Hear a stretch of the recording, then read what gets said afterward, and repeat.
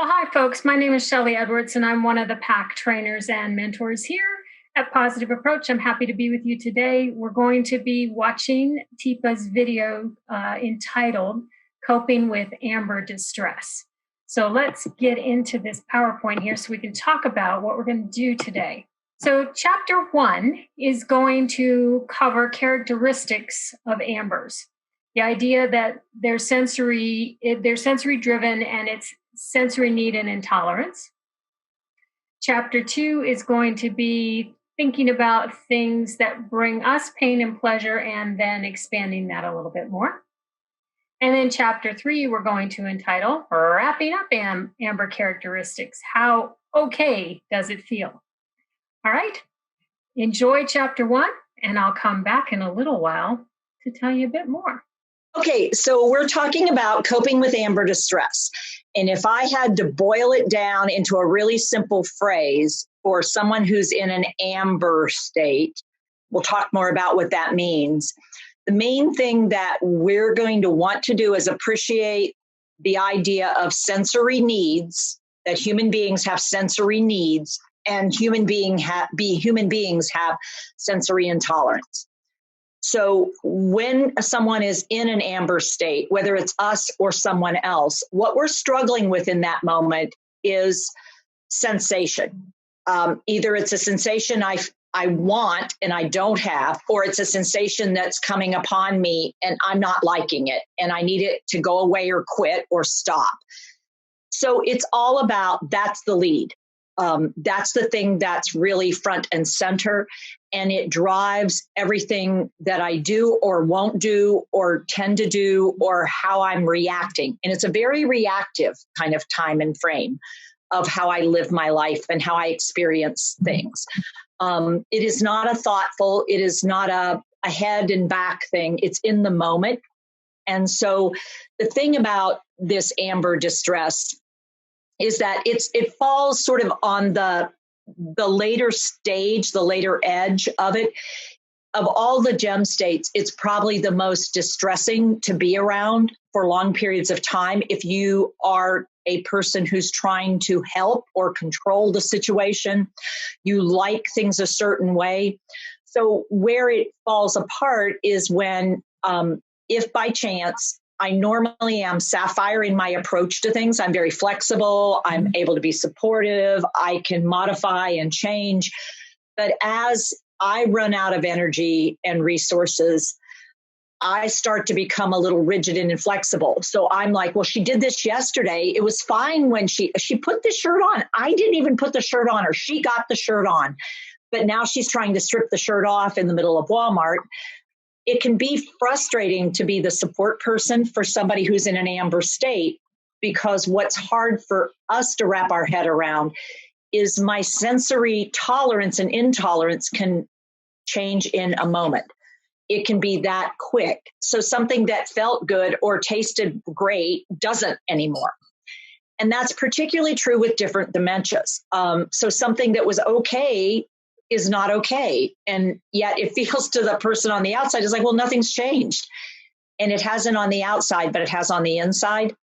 And so what's unique about ambers is what they retain and what they're still able to do. So capacity is higher than a ruby. So I have more capacity to use my hands, my feet, my eyes, my mouth to try to either get what I think I need, whether it's safe or not, or to get out of situations that to me are too intense a sensory experience. And that makes it challenging for both me, but also for the person who's trying to support me. So if we were to look at the ambers in the whole scheme of gem state, ambers are people who are in the moment. It's not about the past. It's not about the future. It's about right now, in this moment, at this time, given this situation. And it truly is about what's happening between my brain and my body. And it's not so much about the logic, the reason, the impulse control. It's not about the initiation, the sequence, the termination, the transition. I am very likely to have issues with getting stuck, with making choices that are good choices. The front of my brain in that moment is not the part that's really active and proactive. It's the sensory processing parts of my brain: vision, hearing, sight, the idea of movement and touch and pressure and temperature and taste and smell. Whatever it is, it's either going to be desirable or undesirable. So amygdala, a lot of amygdala action, maybe old hippocampal might drive me. So the visual of it drives me toward it, but the taste of it pushes it away. The visual of it makes me want to put it in my mouth, and the texture of it is so not what I like in that moment that I have to get rid of it, and I have to get rid of it right now. So I think for the person who's trying to support me, one of the things that people talk a lot about is it comes out of nowhere. She was fine with it and then she wasn't. It's unpredictable. And it's like, yeah and no. I mean, if you know I'm in an amber state, then being in the moment is what is predictable. What's unpredictable is that I won't do it the same way 3 times necessarily. So if you're looking for consistency, then you're going to get really frustrated. If you're looking for me being inconsistent and being in the moment, then I'm pretty consistent. But that's the hard part for people to wrap their heads around. And it also depends on who I've always been my whole life. So if I've always been a person with high sensory need, probability is I'll still have high sensory need. And if it was high sensory in just certain areas, like movement, then you're probably going to see a lot of movement being an effort going on my part and need on my part. Whereas if you try to engage me in movements that are now uncomfortable to me, you're likely to get a huge amount of pushback. So let's say that I used to like to ride merry-go-rounds. I loved it because I love that movement and that feel of going in a circle. Now I don't want anything to do with it. No, because it makes me feel unbalanced.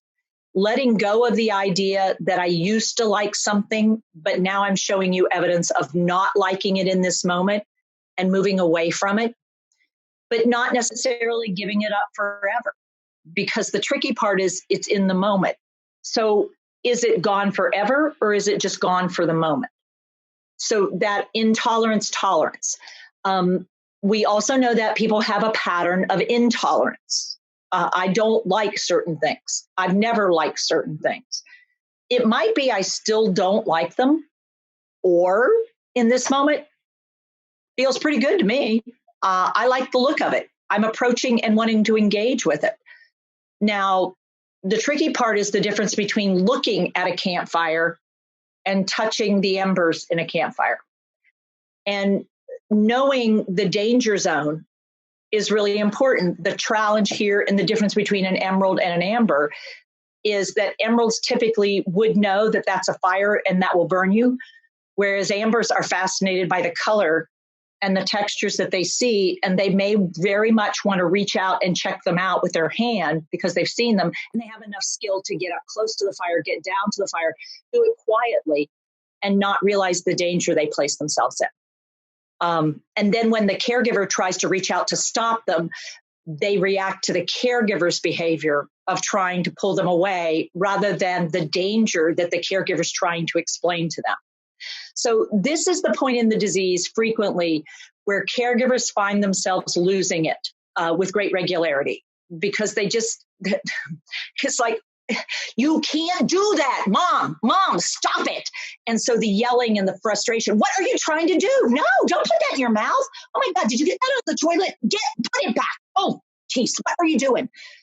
And so that frustration, which is built on fear, which is built on loss, and what they don't recognize, often caregivers don't in the moment, is what you just did is give a huge amount of auditory data in, but you also did it in a framing that the amber is getting a lot of negative auditory. And so they're wanting to get away from you, but they still want the thing they want.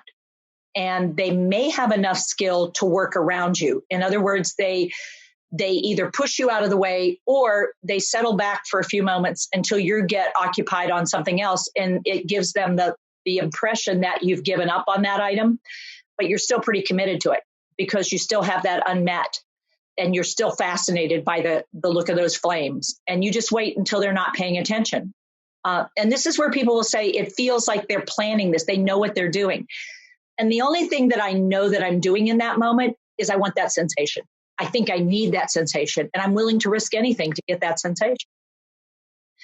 So I wanted to just real quickly review the areas that we want to pay attention to if we're going to be supporting someone. So if everybody would go ahead and put your binoculars on. So go ahead and get your binoculars on. And if you need to use your hands because you don't have binocular vision, do that. But if you do, that's fine. And I want you to just find a space in the place that you are and just gaze at it for a while. And notice all the different things you can see. But realize that when you're in amber, although you can see what's right there, you don't always know that it's attached to other things. So if, for instance, I have in front of me a wreath on the wall, but only the bottom half of it, and so what I might be fascinated with is getting that. And what I don't realize is if I pull on that, I'm going to rip some other things off the wall. If I have a necklace that's hanging there and I try to get the necklace, I'm actually going to pull the whole rack of jewelry off the wall. If I'm looking at something that's a towel, but I don't realize it's a towel, I just think it's something to touch, what I could do is start to pick something up and not realize I just am pulling a vase and 3 cups off the shelf because it's actually not a towel. It's a sheet, a cover on a shelf, and it's meant to stay there. So I see part, but not whole, and I often lack object recognition for use. So I see something, but I don't know how you use it. So I could pick it up and be fascinated by it and dump all the juice out of the glass because I'm curious about the glass. I could pick up food and be curious about the textures of the food and put my fingers in all the textures of the food and then put some of the food in a glass that I found nearby because I could move it around, and that's interesting. And so those visual changes lead to behavior changes, and human beings are drawn to what they see, or they move away from that which they see and they don't like. So it means that I may hunt and gather, which means I go and get things that I find and I take them. And unfortunately, sometimes they might be on people, or they might belong to other people, or they might be unsafe for me to take, or they might not be the thing I thought they were. But I don't necessarily know that. But I'm driven by what I see that is something I want, or it pushes me away from things I don't like, I don't want. But I don't always know what they are. So in receptive language, I'm probably getting at best 2 out of 4 words. So let's go outside and get something to eat. Let's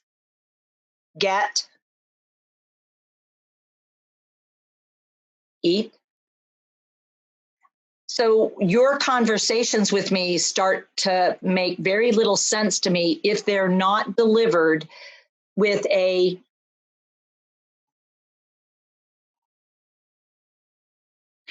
we want to make sure we're doing our visual slightly in front of our verbal because the receptive language is so impaired. So getting the visual contact with somebody, making sure they're looking while you're giving your message. And in this particular state, we want to use real objects, not just gestures when possible. Because figuring out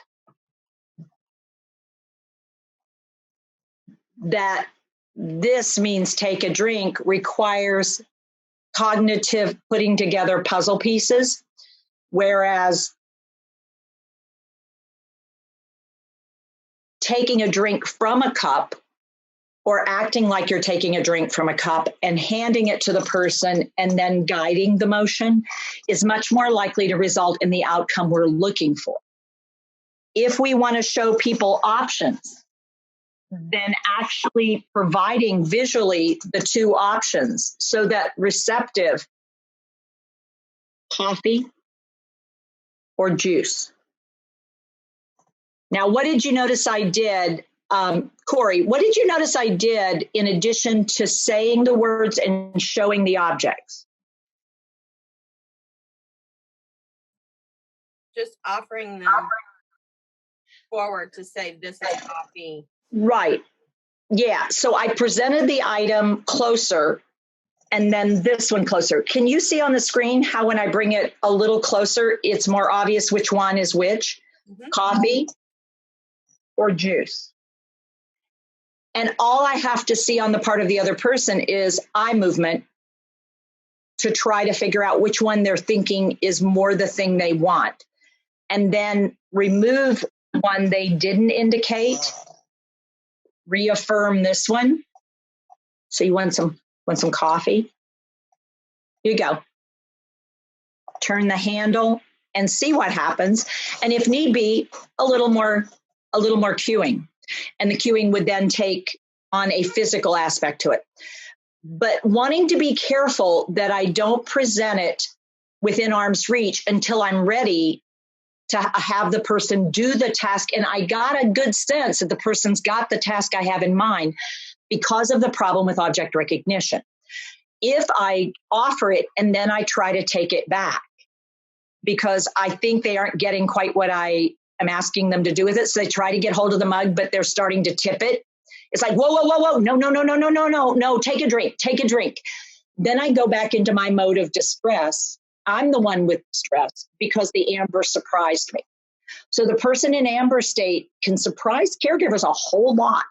So what we want to be prepared for is this offer needs to be made at the boundary between intimate and personal space. In other words, slightly outside of arm's reach until you know, as the support person, that the person is getting your cue and knows what you're about. Because otherwise, you're very likely to get in a place where you're in distress because they're not doing what you thought they were going to be doing. Because you presented it, but they didn't quite get the whole story. As far as expressive language goes, this is where we start to notice a repetitiveness. Come on. No, I said no. Wait. Let's get a cookie. Can I get it? But with this repetition, and I'm going to have Mary, I'm going to do an emerald repetition, and then I'm going to do an amber repetition, and I'm going to ask you to compare the two for us. Are you ready? Okay. Hey, could I have a cookie? I would like a cookie. I'm hungry, and I haven't had a cookie all day, and I would like a cookie. Please, could I have a cookie? Lady, could I have a cookie? Now, a cookie. Give us a cookie. You give us a cookie. Give us a cookie. Hey, a cookie. Hey, shut up. Give me a cookie. You give me a cookie. You give me a cookie. So what would you think about that? The emerald was still able to do some phrases. The emerald had a little. The first one was the emerald. Mm-hmm. Still able to do phrases. You were still able to you had more vocabulary to pull from. The ambers was just over and over and over again, and stuck on a word. Okay, so think of the right temporal lobe, Mary, a little bit. What was the difference in the rhythm intensity that you saw between the two? Yes, yeah. The emerald was still a little bit in conversational rhythm. Okay. Was I expecting an answer? Yes. Was I pausing just a little bit for you to answer me? Yes. Lady, bring me a cookie. Yes. Okay. Not so much. Not so much. It was just yeah. Okay, so let's see if you can try, and you can just give it a try. What we'll do is I'll stop sharing for a second, and we'll go full screen. And what I want you to try this time is to respond to the emerald And then we'll try a response, what would we do differently for the amber? Okay, given those two expressive language behaviors. Okay, you ready? And if you get stuck, you can call a timeout and call on somebody else. Throw them under the bus. It's all fine. All right. Hey, I want a cookie. Can I get a cookie, lady? Lady. You want a cookie? Yeah, I want a cookie. You want a cookie? Yeah, I haven't had a cookie all day. Let's go get a cookie. I haven't had a cookie all day. You have it all day? No. They said I had a cookie. I didn't have a cookie. I just want one cookie. One cookie. Let's go get a cookie. Okay, let's get a cookie. I can have a cookie. Thank you. Thank you, lady. Here. You want a cookie. Good. What's the probable reality? You've already had a cookie.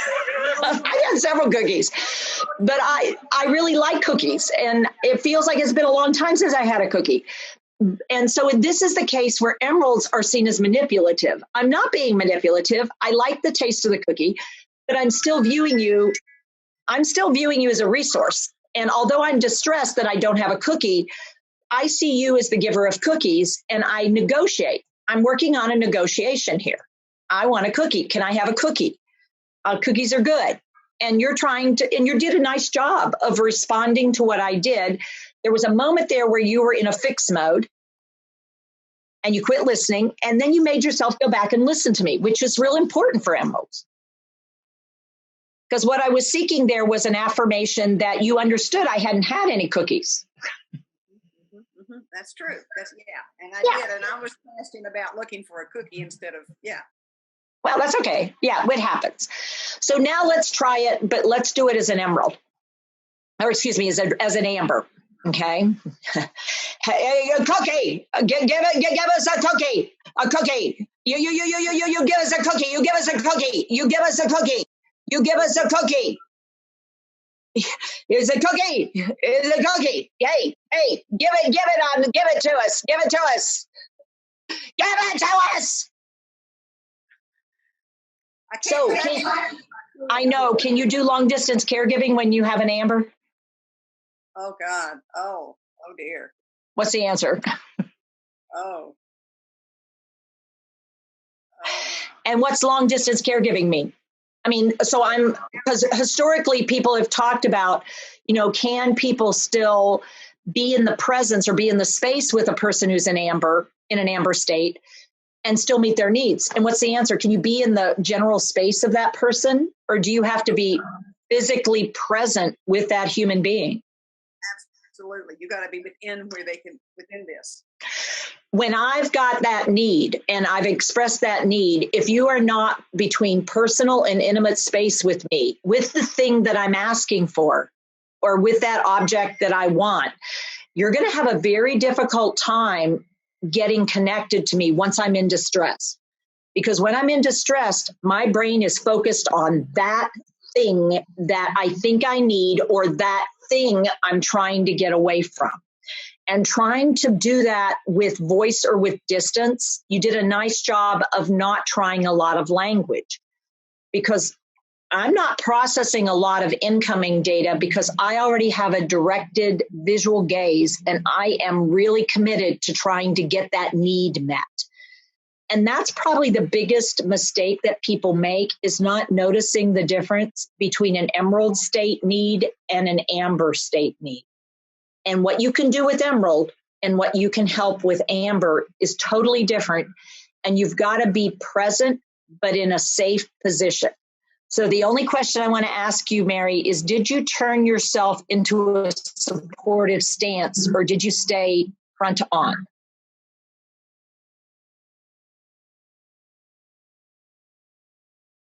That's hard to say, but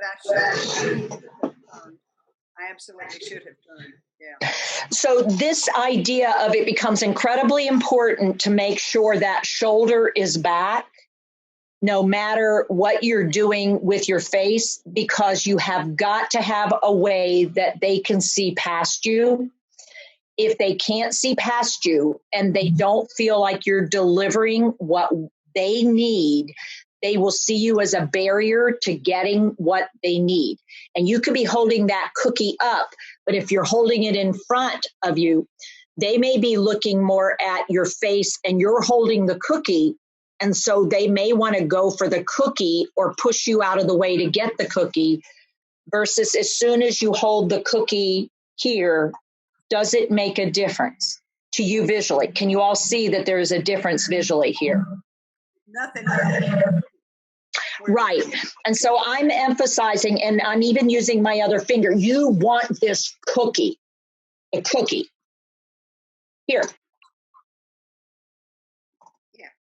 And so this idea of where your chest is critical, particularly if you are engaging the person in something that they don't like anyway. So if I'm going to try to do something with you that I know you're not fond of, the risk gets even higher than that I've blocked you in. And with binocular vision, all you're getting is me attacking you and me being in your intimate space and doing an intimate thing that you don't care for. And so all you're going to do is try to get it to stop. And you may be saying the words, okay, okay, okay, okay. But clearly it's not okay because you're grabbing my wrists, my forearms, and shoving me backward. That's a very common behavior with an amber who is in distress because they're trying to get out of a situation they feel trapped in because of the visual limitations, the verbal data processing limitations, and then the physical capacity, because I still have capacity. So as we're thinking about the difference between, and I'm going to call on somebody else to try this one. This one's a little different. Rachel, you want to give us one, or Loy? One of the two of you. Who wants to give this one a shot? I can. Okay, Rachel. Okay, so here it is. Hey, I need to go home. I can't stay here anymore. I've got children and I've got to get home. I've got to get home. I can't stay here.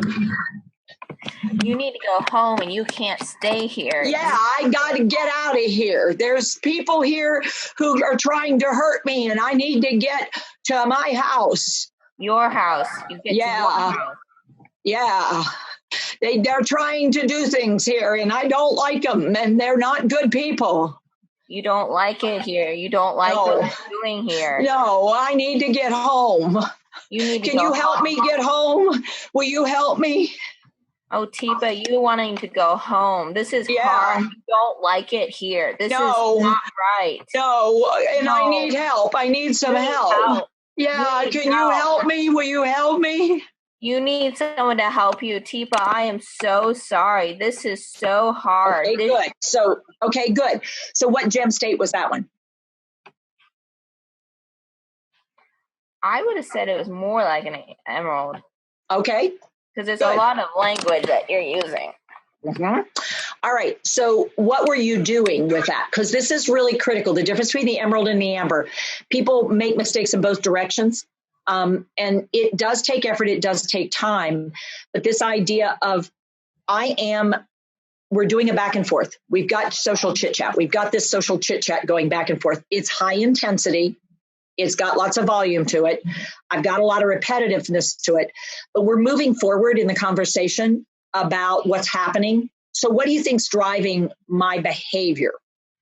If you had to look at your 5 unmet needs and my 5 emotions, what emotions are you seeing for me? There's anger, there's sadness, there's being lonely or being entrapped, there's being scared or frightened, and there's being bored. From what I displayed, what are you thinking right now? I think I'm scared because people are doing bad things. And I wonder if there's also some lonely in there too. Some loneliness or feeling like I'm trapped here and I don't have a way out? Asking for a lot of help? Good. Yeah. Do you have a sense that there might be some physical unmet things going on there, or there might have been a need that was people were trying to address, but it wasn't addressed in a way I found comfortable or acceptable? And so that's why people are doing bad things to you. Yeah. And so what we may want to do is go back and investigate, okay, what else has happened to Teepa before this, to sort of trigger some of these things. What's been going on in the day? Can we get a flavor of what triggered this? But we would be wanting to look at the things that led up to right now. But we'd also want to look at the last 8 to 12 hours, because emeralds can be triggered forward over what's happened in a time span that isn't right now, but it's recent past, but now they're going to a place, I need to get to a place of safety, I need to get to a place of comfort, but they're thinking past experiences, but it's driving future behavior. Okay, so let's repeat now. I want to go home. I want to go home. I want to go home. Home. I want to go home. I want to go home. Hey, I want to go home. Home. Home. Go home. Home. Go home. Go home.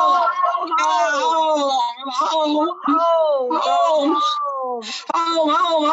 Home. Come on. Come on.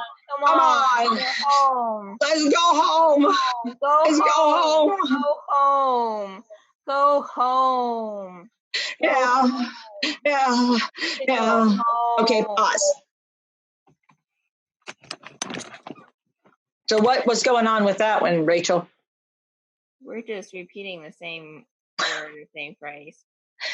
Yeah, was I giving time for anybody to intervene, or was I actually even looking for a clear response? Was there time? Okay, so what do you think emotion was going on there?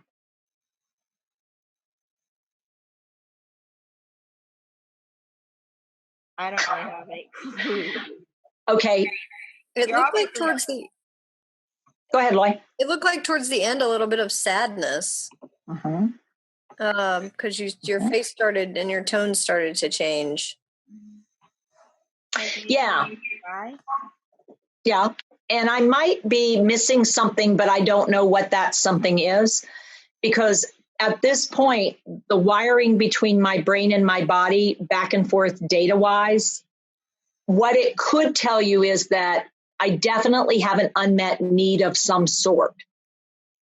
But all you know now is my need level is pretty high. You got it down from high intensity to moderate intensity. But you are not going to be able to get over to meet my need yet, because we haven't quite even identified what's making me uncomfortable and putting me at risk, which is then going to put who else at risk? Me or everybody else? Everybody in the environment. Because if I can't figure out what's wrong and I feel like home is the place to be, any kind of restriction in my movement, any kind of restriction in what's going on for me will really trigger additional distress, because this sense of being unable to get what I need verbally or physically can really challenge the care system. Because we aren't sure what to do, because we don't know what's exactly wrong. So how far back are we going to want to go to figure out what might be an unmet need underneath the emotion? Because with amber, whereas with emeralds, the emotion can signal this unmet. Often with ambers, what it is, there's something physically happening, and that physical thing is driving this emotional distress. So it tends to be more of a physical thing that's driving the distress. So something is not quite fitting right. So input, energy levels, outputs, comfort levels, or pain. Now we've got to try to do an investigation to figure out what that might be. And so Kathy's indicating she thought pain at the very first. And this is where it's tricky, because for me, in this moment, due to sensory intolerance and sensory need, what simply could be, I'm thirsty. could feel like pain to me, to such a degree that when you hand me a drink, I knock the cup out of your hand because it came at me in a way that I didn't understand. And I didn't know that the discomfort I was feeling was thirst. And so when you tried to bring it to my mouth, I hit out a struck at you because I thought you were trying to force me to do something when all you were trying to do is figure out what is it that I need. And you're trying to go through the laundry list. So when we did the first demo of making sure you show the person what you're going to do with the object and you make sure it's slightly and you're turned sideways, when you put these puzzle pieces together, these become incredibly important to reduce distress. Because if you get it wrong, you tend to think it's them acting out. And what we're not tuned into is their level of intolerance can go quite high when something little is wrong. Their bra is too tight and they don't know that that's what it is. And you're just trying to figure out what it is. And every time you get close to them and try to touch them, they're so unhappy with touch, it bleeds over into everything they do. So this is where people who are in amber state get a really bad rap, and they often get identified as real challenges in care because we have a task in mind and we don't think through the sensory intensity of tasks. So if everyone would take a second while I go back to the PowerPoint to think of 5 self-care tasks. Let's talk about self-care because that's often where some of the challenges occur and distress is really high. Think of 5 self-care tasks and think about what that means sensory-wise. Sensory as far as vision, hearing, touch, movement, taste, smell, that would possibly be involved in 5 different sensory experiences. And then think of 5 activities that give you great pleasure sensory wise, that really jack you up, that really give you that, yeah, oh yeah. But what happens is they take you from satisfied to excited to basically such a place that it's hard to manage your level of enjoyment. You are so revved that it becomes this thing that you would do to a place of endangerment. So you're rubbing something, but you could rub it to a place where you got a blister, where you actually rubbed yourself raw because the pleasure of it outweighed the awareness of the pain of it. And it's not a safe thing, whatever that might be. So think of those 2 categories for just a second, and then I'll ask a couple folks what kind of things you're thinking about. So hi, folks, I'm back. Wow, there was so much information in this first 30-some minutes of this video, wasn't there? I think the piece that came to me the most, and wondering if this came to you, is that there are just so many changes that are occurring in folks as they're going through these different gem states, but especially the amber gem. And this whole idea that ambers are totally run by sensation, right? How it feels or how they sense it. And if they like it, they want more. And if they don't like it, they want to get away from it, right? So I know we spent a lot of time in this section talking about the vision changes and the fact that they're kind of getting to binocular, but they're still having some trouble with figuring out what those objects are within that binocular vision, right? So the idea that you have to really put things right in their in their field of view, right? Receptive language changes in that they're only picking up maybe about every 2 words. So we need to change a little bit about how we communicate. And then the expressive language changes. Wow. There's a lot of repetitive stuff, but what did you notice in the little role play that they were doing? I noticed that folks had a little bit more trouble figuring out if it was an emerald or an amber, and that emeralds tended to have more words than ambers, right?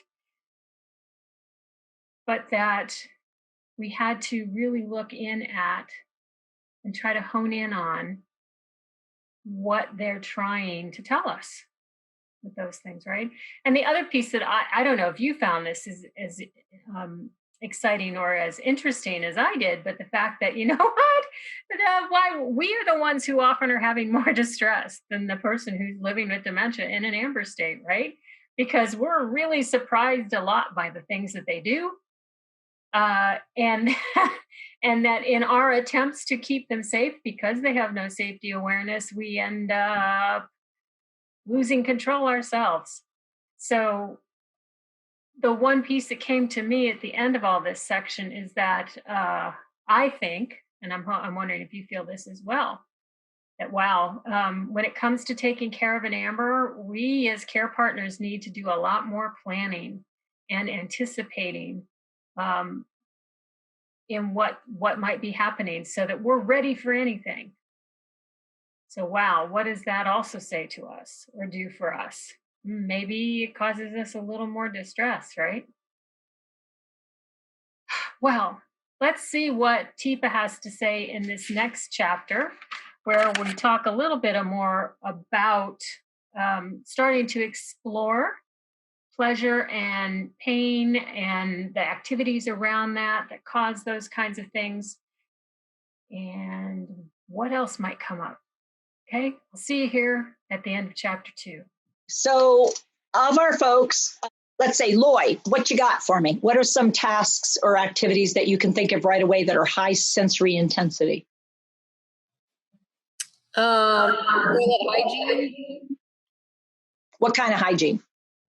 Like cleaning up from a bowel movement or bladder accident. Okay, so perineal care or peri-care, definitely. Yep.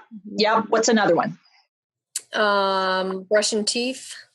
Okay, any kind of oral care activity, whether it's denture care or mouth care in general. Okay, what else? Cutting toenails.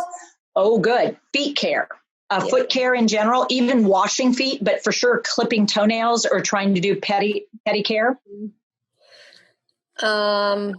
Taking blood pressure. Okay, taking blood pressure could certainly be something because that's high intensity, deep pressure. Arm has to be still. We're cutting off the blood supply. Yeah. I'm thinking about any kind of movement, especially with people who have arthritis, like any kind of walking or movement that creates that pain sensation. Okay, so any kind of transfers or mobility transitions. So from sit to stand, stand to sit, moving forward, moving back, sitting down, getting in and out of a car, getting on and off a toilet, anything along those lines, that would be a transition. Okay. Anybody, let me see, who else have we got out there? Let me go down the list here and let some other folks sort of speak up. Anybody else have a couple that you want to offer up? Kathy, do you have any that you want to offer up? Or Tracy? What about putting in hearing aids?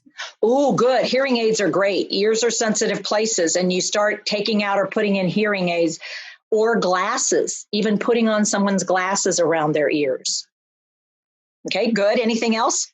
I see that Lauren said eating. Which one? Lauren said eating. Eating. Yeah. Eating is a huge thing because it involves texture, temperature. It also involves taste. It involves smell. It involves all the stuff in your mouth going on. And you have to control it while you're messing with it in bite size, just biting it off, the lips, the tongue. It really is intense. Any other ones that people want to mention? Teepa. Yeah.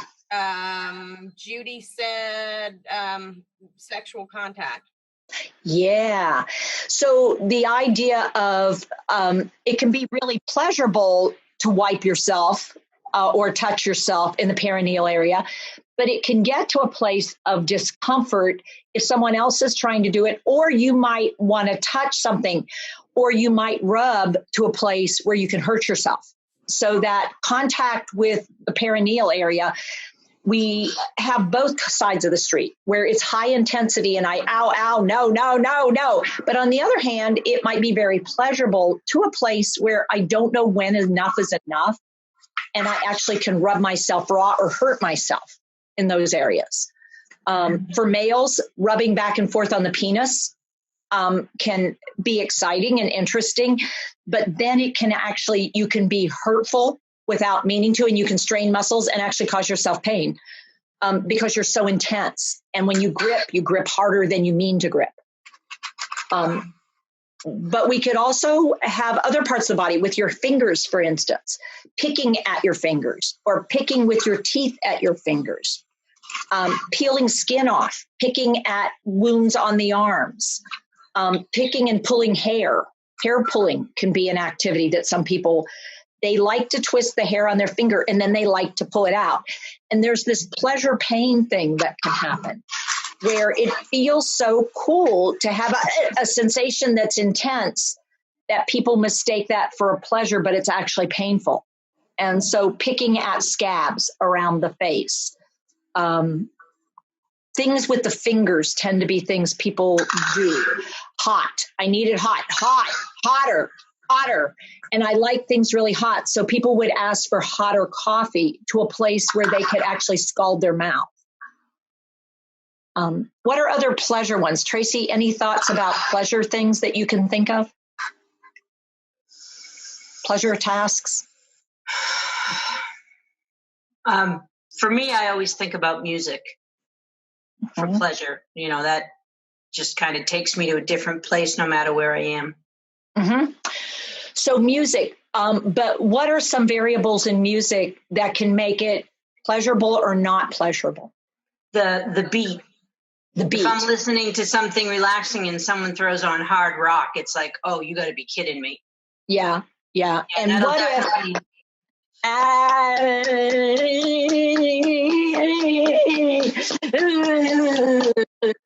Okay, you just so stressed me out, Teepa. I know. Isn't that cool?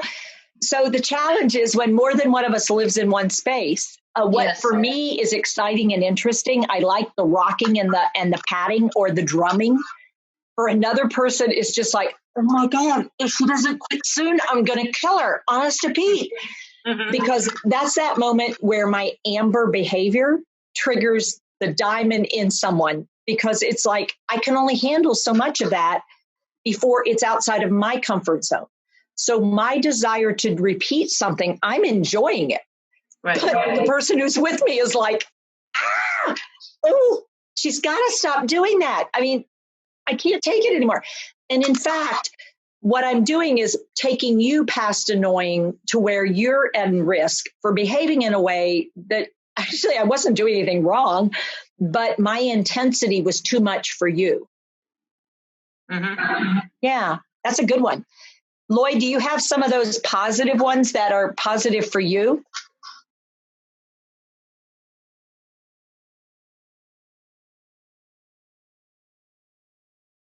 What about I hit a work call. Sorry. Go ahead. Somebody said something. Eating chocolate. That is a very positive one. So chocolate or sugar can be a real driver. For some people, it's certain kinds of sugar, and for other people, it's just anything that has a sweet taste to it, and that desire for sweet. And once you take in one, it's like, oh yeah.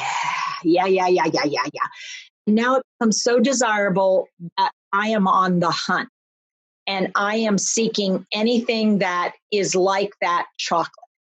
So unfortunately, and this will probably gross some people out, what is the color of stool? Looks like chocolate. So visually, this is where I start doing things with body outcome that for people around me, again, nothing will make someone go into a diamond state quicker than to see another human being pick up a piece of stool and try to put it in their mouth.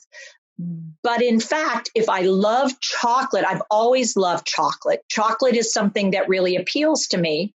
And because of the dementia that I have, I don't smell chocolate and I don't smell things very well. Then what ends up happening is I will seek out chocolate if I can see it, and I'll try to get it to my mouth. And of course, the read on our brain is like, ah! But we have to be very careful because that's what will actually cause the distress. The distress for me, the person in amber state, is not putting stool in my mouth. It's your reaction to me putting stool in my mouth. So trying to get ourselves to recognize, for people who are in amber state, frequently we're the trigger because we see and experience what they don't anymore. And we sometimes don't pay attention to what cues they're giving us of what they're missing and what they're getting. So if we were to take a look at their dexterity skills, this is where we see people use their hands, sometimes with great skill, but not with skilled tool use or not with object recognition use. But their hands tend to also be fairly strong, and they tend to be able to close their hands better than get them open once they have them closed. So if I grab something and you're trying to take it away from me, what people forget is I have another hand and I may try to use it to get you to back off of this thing I think I now have and it's mine. But I also can take things apart, tear things apart, destroy things, not an effort to destroy them, but to explore them. So looking at what you have available to me and how you make those things visible and available or only partially visible so I get to find them so that I can find pleasure in what I find, and you have created an environment that doesn't present high risk for both of us. And the challenge for many of us is figuring that out because we keep thinking, well, I mean, she was okay with this yesterday, and not realizing, well, that was yesterday. So if it's not working today in this moment, move it out of visual regard, but you're going to have to actually replace it with something else, or you've got to engage them with the something else. Or what will end up happening is they'll continue to seek the thing that gave them pleasure. And they're seeking it because it gave them pleasure. And there's that amygdala memory of pleasure. And so I keep trying to get to that thing that I thought was pleasurable. Not safe, but pleasurable. With the body skills, again, more strong than skilled, but the thing that really gets in my way with my body is that I have almost no safety awareness for what I'm doing. So when I want something or think I need something, I would climb on a mobile chair. I would cross a street. I simply don't have safety awareness. So if something is just slightly out of my reach, I will do everything I know how. I'll try to use whatever is right there, even though it's not a safe thing, to try to get to the thing that I think I want, I think I need. And that is where we as care providers often become highly distressed. And it's like, oh, geez, Teepa, wait, no, oh God, Teepa, I need help over here. And what ends up happening is we escalate a situation rather than trying to look at what they're looking at and going, oh, you want that. Yes, here it is, and bring it down toward or offer it to. And if it's not something that's safe for someone to have, you better carry something around with you that's your go-to. Because if you don't have a go-to, then you're going to end up with distress because all you're doing is trying to keep them from doing the thing, getting the thing that they think they want or need. So with Ambers, if we look at their people awareness skills, so any questions there? Let's pause there for a second. And I'm just going to stop sharing and come out and let's see where we are with any questions or comments or thoughts. So, Corey or Amanda, I don't know if you've been watching the chat bar and you have any insights or thoughts. Yes.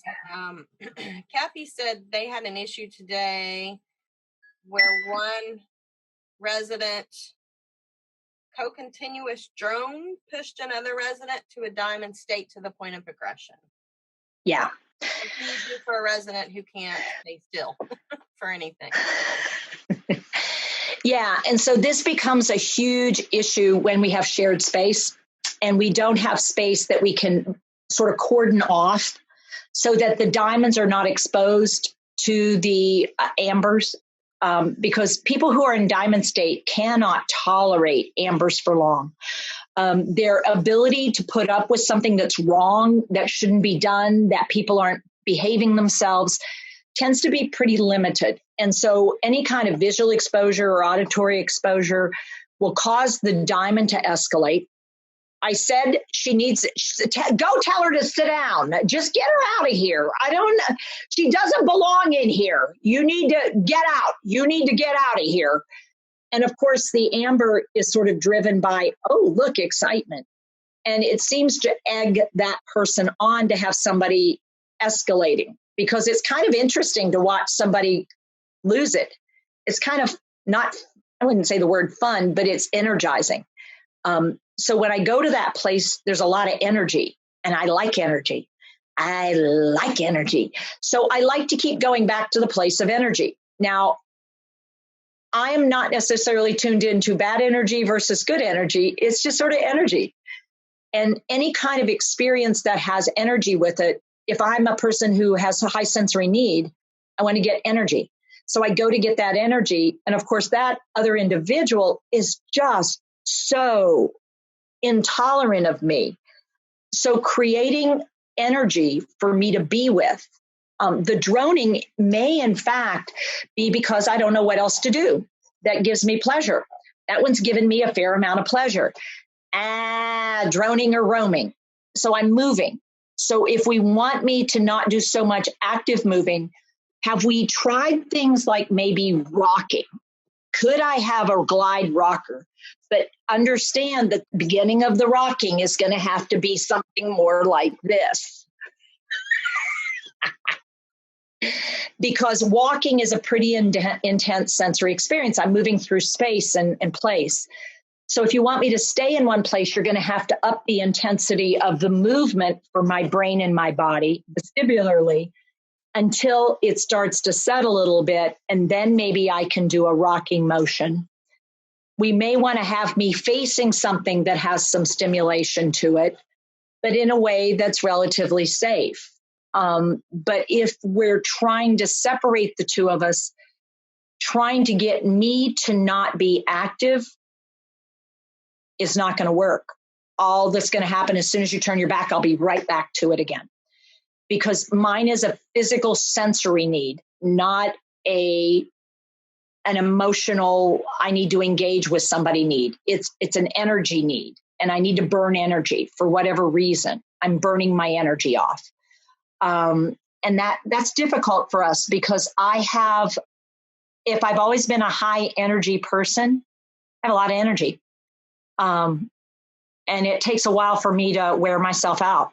And I will keep engaging in this activity until my energy drops to a level that I can't sustain the energy, because I don't have that nice transition. That's difficult for me. So we need to figure out how to bring that energy opportunity up until we can start to have them come down. And it is a much more complex situation. Any other ones, Corey? So that's not an answer. Go ahead, Sorry. Nina. There were two that popped up sort of earlier based on discussion that you were having. The first one was when you are in the forced, almost, I guess forced is the wrong word, but you are having to do a lot of work over the phone because there's the primary caregiver, but you're not local. Yeah. And so there's her mother-in-law is struggling because she's created these other husbands. And so it's, there's that sense of the person who's there is not the right person, and trying to bring down the distress when you're not there. So doing it just verbally, knowing that the shift can be pretty serious. And then the other one that was mentioned is sexuality, actual sexual intercourse as a pleasure zone as well. So those are the two pieces. Yeah. So the trying to deal with the person who thinks the person who's with them isn't the right person when you're not physically present, and they're appealing to you to be that intervener because the person that's in that house with them in that moment is not the safe person, is not the right person. The question frequently I ask people is, okay, are they in immediate danger? I mean, are they dangerous right now, or are they just being risky right now? If they're being risky, the person who's present who isn't right needs to get out. So long term, it's time to install cameras. You need to be able to have something that you can regard the individual in their environment safely. So you can step away, not be visually present, but you can see what's going on. So you don't have to be there to know whether or not the person is okay or risky or doing whatever. And make sure the environment is a relatively safe environment, and have the person literally step out, leave. And have them also have a change of clothing out there, and have a mirror where they can literally look at themselves, and have a pattern of breathing, and coming and having some of that person's, the other individual's favorite things available to them in this other location that they're at, whether it's in the car, whether it's in another room, or whether it's in a storage area, where they have those things. And what they're going to do is come back and present themselves as a different person. Rather than trying to sustain that relationship, it's not going to work because the person has eyeballed them, and in that moment, you're the wrong person. So I've got to get you out of there. Your being present isn't helpful. It's actually going to escalate the situation. So if I'm trying to help long distance, having that person remove themselves and become a slightly different person and come back as a different person in visual range, in auditory processing, and that they've actually taken a breather themselves to bring themselves back online and to see if they can identify anything that that individual might enjoy, and come into the situation in a more positive light in that moment, can be really beneficial. The hard part is getting the third party, the person who's present, to be willing to make that shift, to step away and say, you're not right, just step away. Well, she's trying to push, and it's like, yeah, so step away. What's making it at greater risk right now is being present, physically present for that person. You're not helping. As much as you want to help, that's not helping, because they can't disengage from you to re-engage with anybody else. And they can't let go of the image that you present. And in this moment, the image you're presenting is not the right person. You are not the right person to be in there. And I hate it. I hate it for you and I hate it for them, but it's just not working. So doing that before it escalates to a danger zone is really important, and noticing the signals that you're getting from the individual that you're not right, and being willing to back off earlier, knowing that you have a backup system in place. And I think that's the thing people don't think about is, what's my backup system? What's my visual regard? Because I feel blind when I don't have visual regard to what they're doing, and I know they could be getting themselves in trouble. So I want to know what that is. What is going on in there? So having that ability keeps me out of having to be in that space, which is what's triggering the distress. And that happens most frequently with Lewy body. It can happen with vascular dementia as well. And it certainly can happen in moments with Alzheimer's, but it's a more consistent pattern with Lewy body. The sexual activity, sexual intercourse, really wanting sex and driving sex and having sex and feeling that sex is pleasurable, because a person is not able to see another person's point of view in an amber state. It's all about my sensation. This becomes a high-risk situation for the partner who's a spouse, or the partner who's the sex partner, because I'm not paying attention to you. You are not the thing that I'm paying attention to. Whether you're having pleasure, whether it's uncomfortable for you, whether I'm hurting you, I can't really notice that, because my brain is all wrapped up in how I'm enjoying this thing that I'm doing. So this is that place in the disease where we have to look at both individuals and go, is this safe for the other person?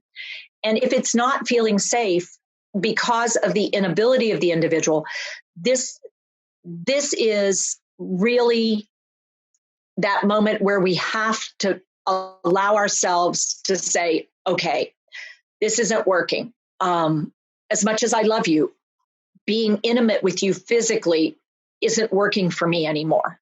And it's just not working.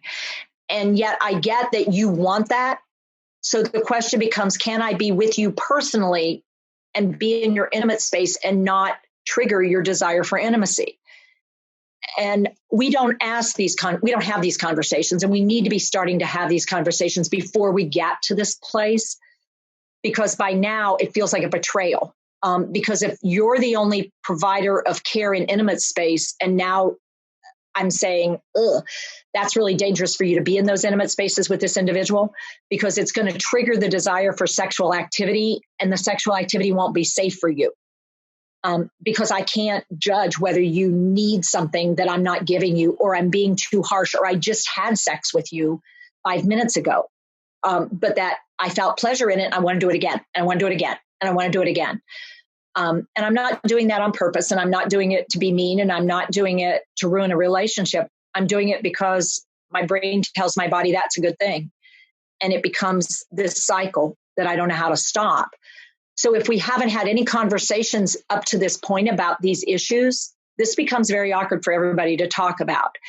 And we're going to be doing some programs a little later in the year, I think, on sexuality and intimacy, because we need to be thinking about what are we going to do if and when this ever does happen. And it tends to be more in the general young onset.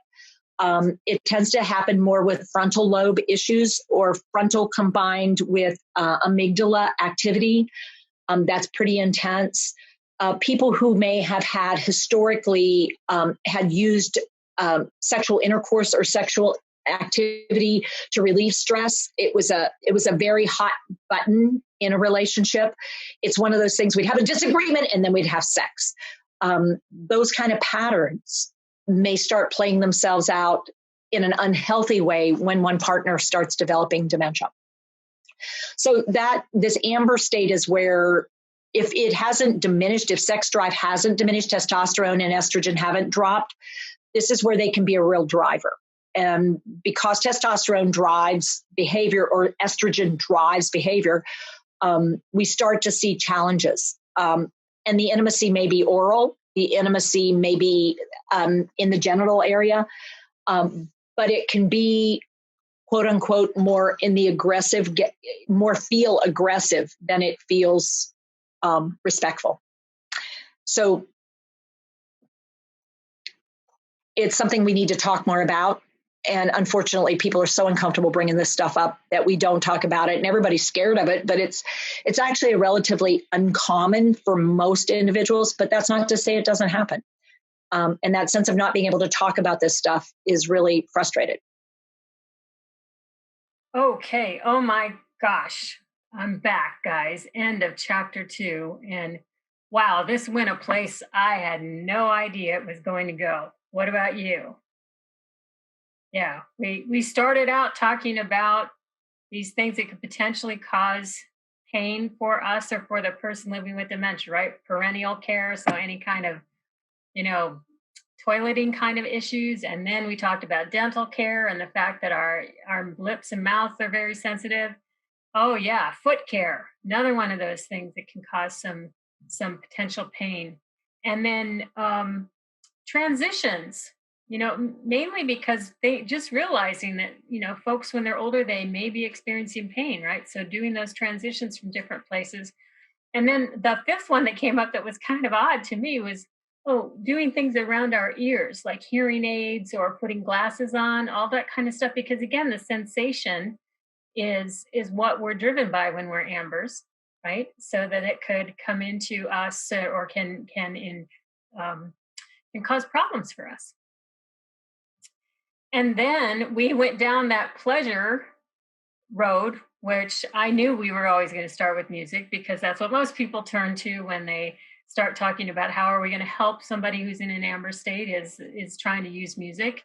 And that was an interesting conversation. And then we got into the whole idea of chocolate and what looks like chocolate, and how do we react when they're doing things that we don't really we're not expecting them to do, or it shouldn't be such a pleasant experience for them. But the fact that, again, sensations, right? What we feel, what we think. As a person with living with dementia in an amber state, it's all about our touchy feely and what we like, right? And then we got into this whole discussion about sex. Wow, it can be good, but also it can be bad. And it's making me think, who do I have to have a discussion with about this? Do I need to have a discussion? Oh, maybe I need to look at some of those other videos that Teepa was talking about that we did. We have made some other ones about that sexuality and intimacy in particular, that I hope if this is an issue for you, you have a chance to check it out. But who are you going to talk to, or what things did this bring to your mind as to what you might need to do differently now that you're caring for somebody in an amber state? Okay, I'll see you at the end of chapter 3. I want to sort of bring us back and wrap up a little bit more on amber distress, because I don't want to miss that. But Corey or Amanda, if you have anything else waiting, certainly it can be shared. The couple other things I want to really have people consider is amber state, where I am is more, if it feels okay here, then I want to be here. And if it doesn't feel okay here, then I want to be elsewhere. But my sense of home, not home, is more about comfort and connection than it is about place and space. So if you can put me in any place, if it feels right, I am less committed to a special place than I am to the feel of the place, to the look of the place, to the sound of the place. So moving me somewhere, the challenge is not moving me someplace. It's having people around me when you move me that understand me and see me as a person first and having dementia second, when I have high sensory need or low sensory tolerance. Because people look at what I do and how I do it, and they don't see me. They see my behavior. And that's unfortunate, because I would be okay there if they were okay. But lots of people are not okay. They struggle with someone who's in an amber state because behavior looks or sounds or seems bizarre if you don't understand who I've been.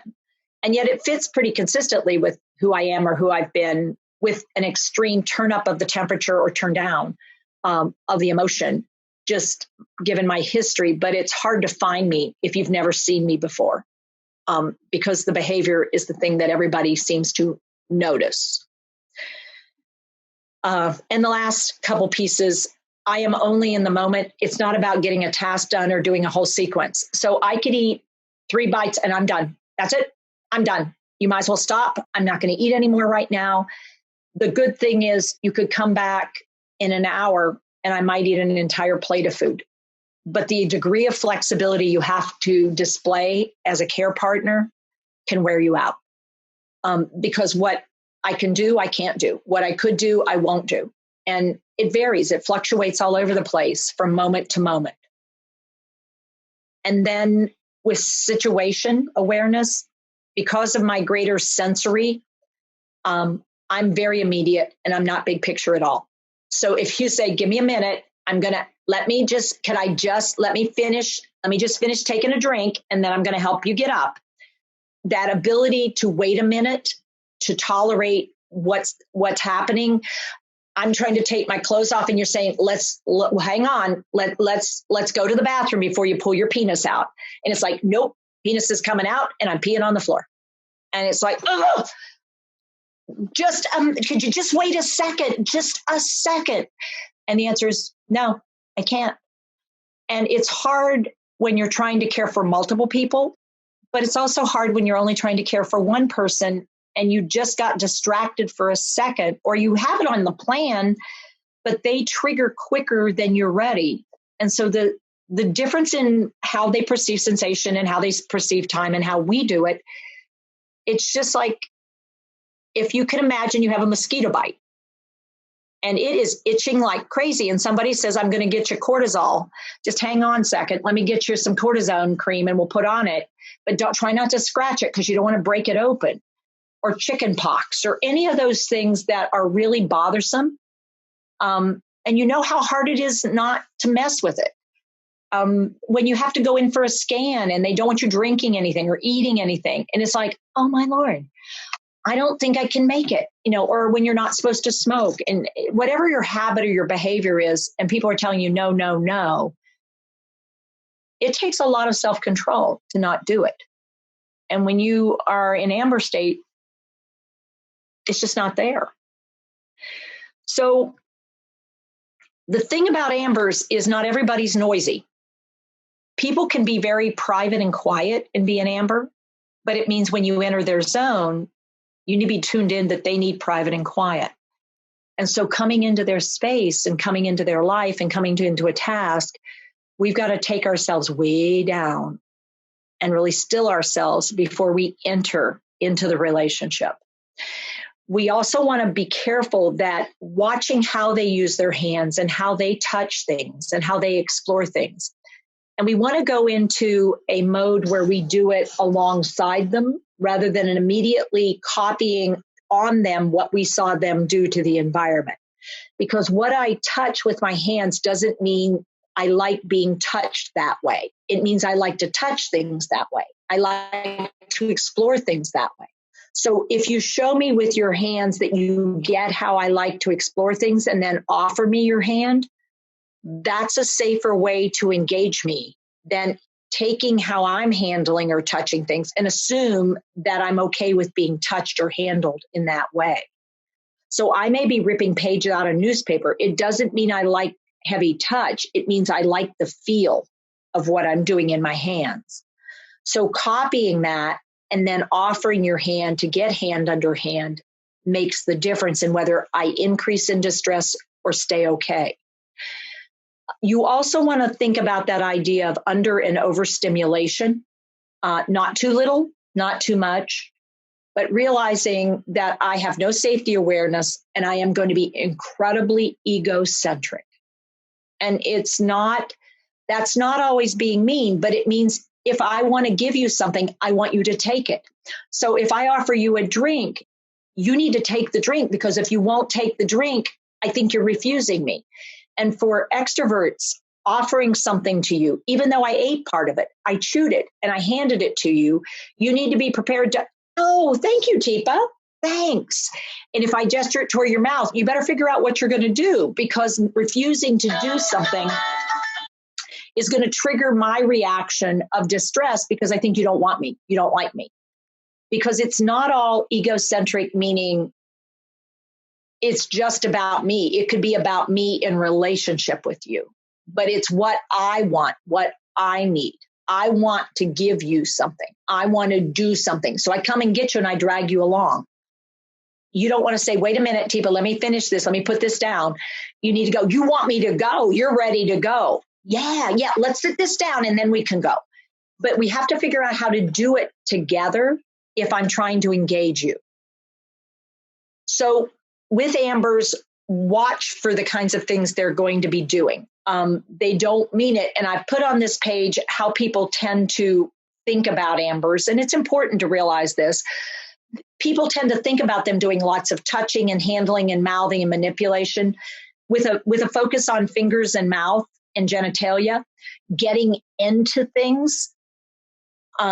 It's all about sensation, invading space, doing only what they like and avoiding what they don't like. Those are all true things. But it tends to set people up to think in a negative frame.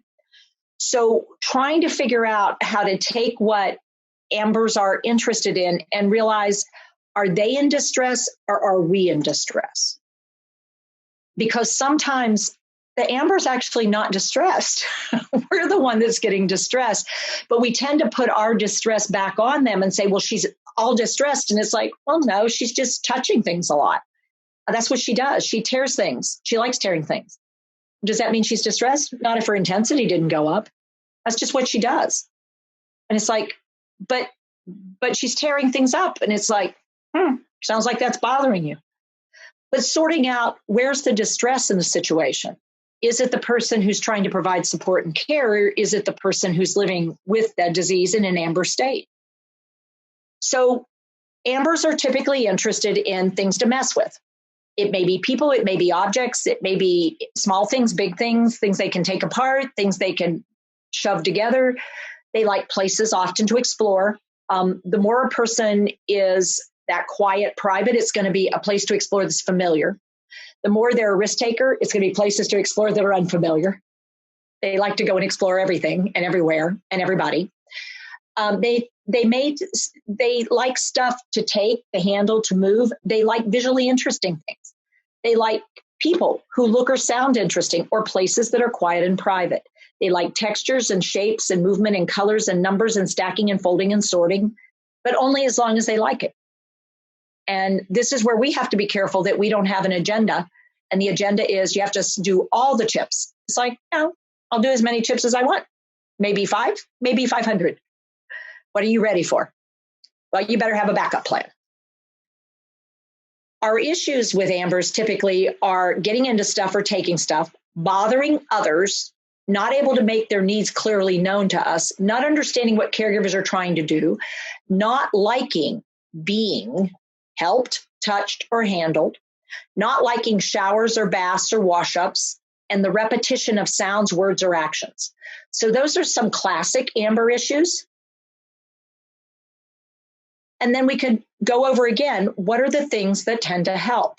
Automatic social greeting signals, lighted work surfaces with strong props, cue props, demonstrations, working alongside, modeling actions, doing the action one time and then offering the prop, showing a step at a time, show a new object, and then cover up the old. Just cover it up.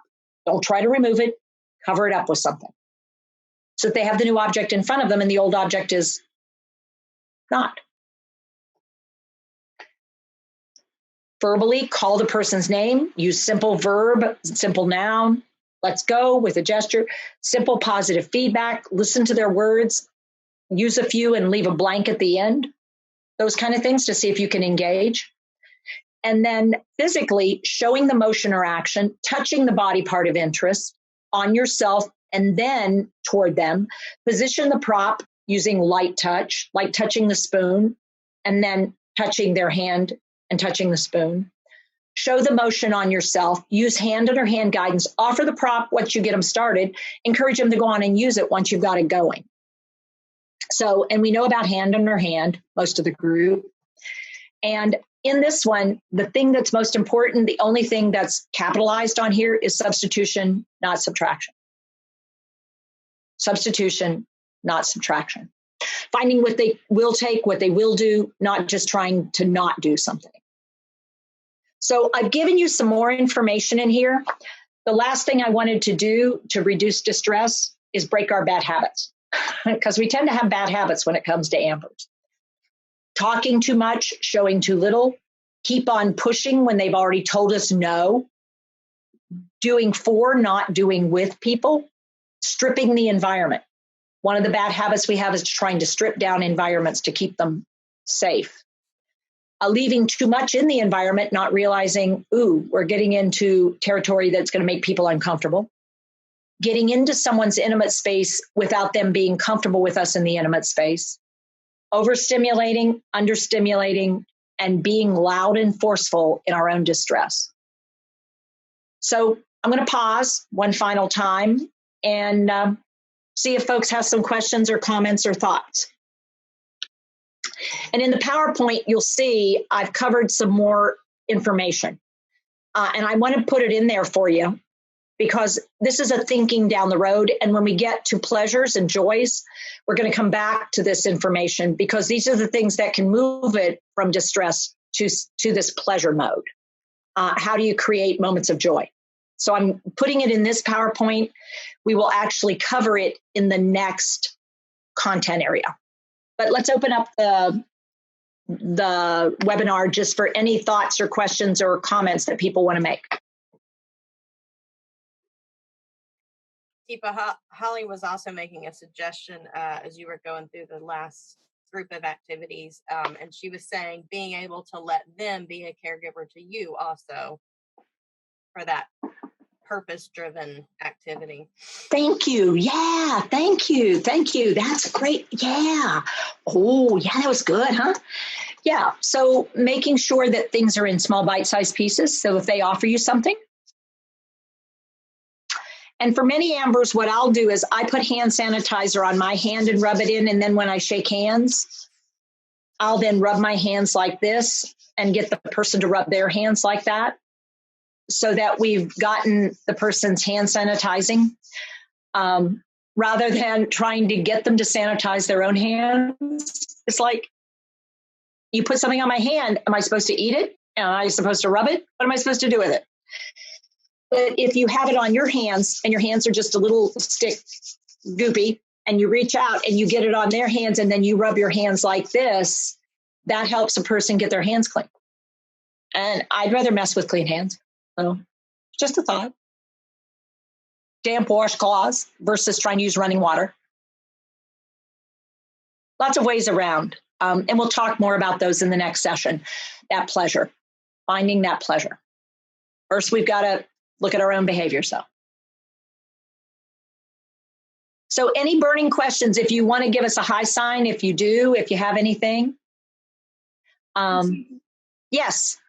What about, can you talk through helping an amber with like an incontinence type issue? I mean, I know you say they're in the moment, and I mean, eating's one thing. If they only want to take a 2 bites, let them go. But when you're trying to help them clean up, that's a little different. It is different. And so one of the things I want us to try to do, and I'm actually going to, in the next session, we're going to pre-film it so that we can actually talk through it in a reasonable fashion.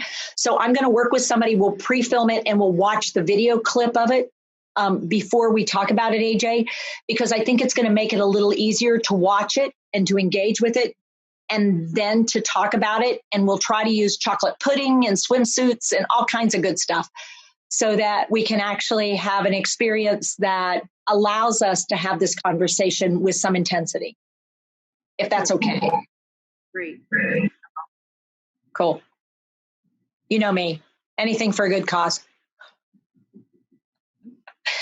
All right. Well, thanks everybody for being here. And I hope it's been helpful. In my experience, I will say that of all gem states, this is the point where most people start to feel hopeless and helpless because they don't know what to do. And they start to feel like their person isn't really their person anymore. And yet they still are.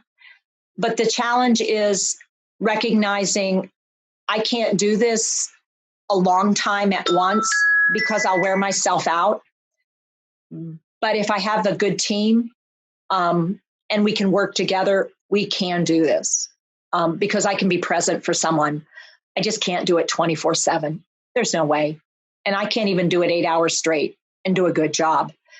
I need to be able to be flexible enough to have a team of people working with me that allows me to be able to step away when I'm reaching my limit and acknowledge it's about me and my limit, not about the person who's trying their very best with what their limit is. So our big problem is we don't have the resources in place that allow us to be that flexible. And until we do, we'll continue to blame people who live in an amber state for simply being in an amber state. And that's got to change. Because if at any point in time I enter an amber state, I hope you all are ready. Because I have a lot of energy. Thanks, everybody. So, guys, I'm back for the last segment where we were talking about, again, some of the last characteristics about ambers. Wow, I didn't realize there were so many pieces and parts of a person that can drive sensation, right? How their hands feel, what they feel, how their body works, the people that are around them, the place and the time. Did that conversation or that discussion that Teepa did about, especially around people and the fact that if somebody's with someone who is in distress and that person is the one who's causing the problem, asking them to leave, maybe change their clothes, do some deep breathing, my gosh, come back again with something else for the amber to do. Had you ever thought about that one? I've heard that and heard that from Teepa before, and it really did kind of bring it back to my front of my mind. But I'm like, wow, again, I think some of the more distress, or the person who's having more distress when it comes to working with an amber, is often us care partners. Yes. So I repeated on this slide this whole idea of that we're the ones that are getting surprised a lot. And so, oh my gosh, it means we're going to have to do some more planning and some more preparation. So I wanted to leave you all with this last slide here that says, what if I need more information or help? Because as Teepa mentioned, when you're starting to care for someone who's in an amber state, you are going to need a little more assistance. So we have some other Teepa clips on similar topics. I also would encourage you to check out our store. But this last thing I wanted to mention to you is, we have a whole consultation team here at Positive Approach. So you can contact us by emailing us at consult@teepasnow.com, and you can get a free consultation with one of our trained consultants. So I'm going to stop the share now and say again, thank you for your time. And I hope that you found that this segment of Teepa's clips was of help to you. And please check out some more that we do in the future. Hope to see you again. Bye-bye.